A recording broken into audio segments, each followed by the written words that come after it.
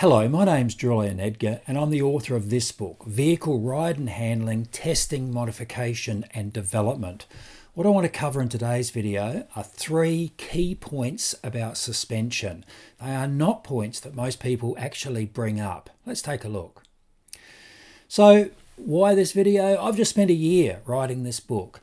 And during its writing, I gained feedback from 4 world suspension experts who read every word on every page. I also did extensive research. I have over 50 books on vehicle suspension that I trawled through, making sure I'd understood all of their key points. And so from all that background and 40 years of modification of cars, here are the 3 key points.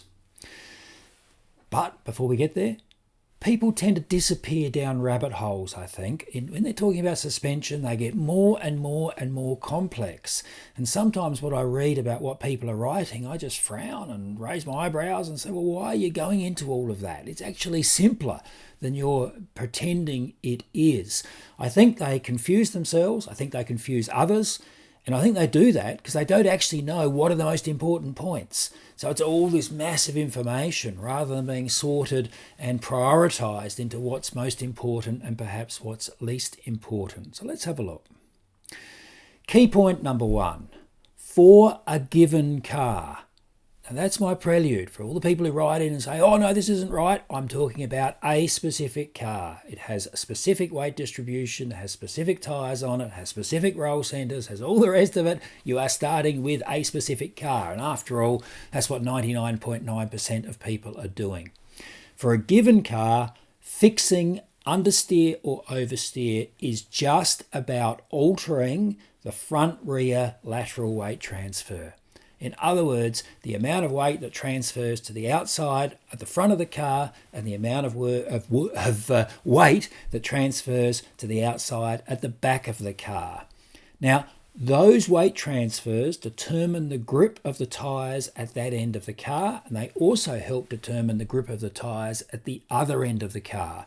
And understeer and oversteer is about front grip versus rear grip versus front grip. Changing the front-rear lateral weight transfer is the single most fundamental thing that you can alter to improve the handling of your car, to reduce understeer or to reduce oversteer. And changing that weight transfer is achieved quite simply by simply altering the sway bars and or altering the spring rates.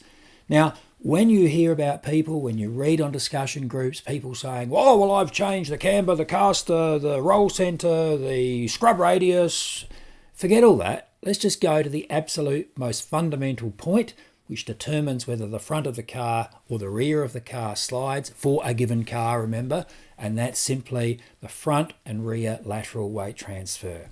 Okay, so your first step in really improving the fundamental handling of a car, if it understeers, you increase rear roll stiffness. If it oversteers, you increase front roll stiffness.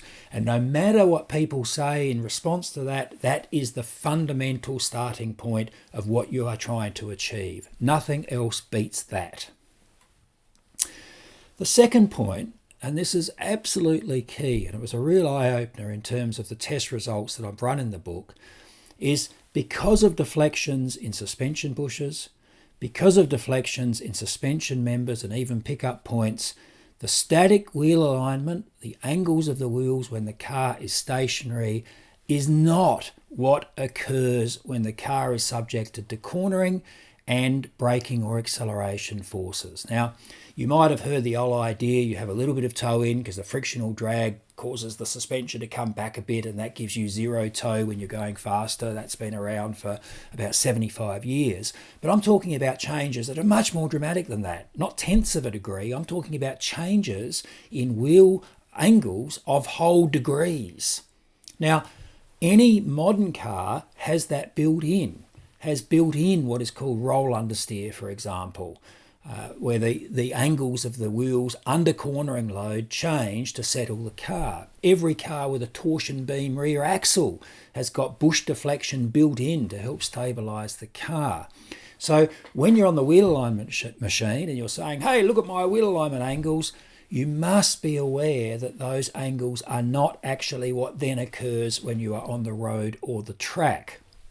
So, ipso facto from that, best alignment angles must be found by testing. Sure, you can start off with what you think will be the wheel alignment angles, but I assure you they will all be different when the car is actually cornering hard. And that is an absolutely key point that I don't see anywhere, and yet it is fundamental.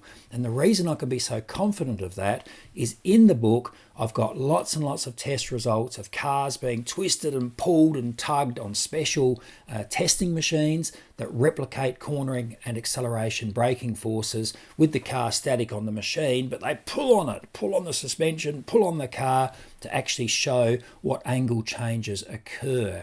And as I've said, it's an absolute eye-opener to look at some of those changes.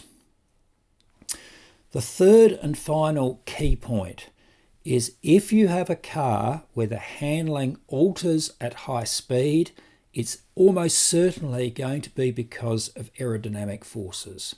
And the most common is aerodynamic lift.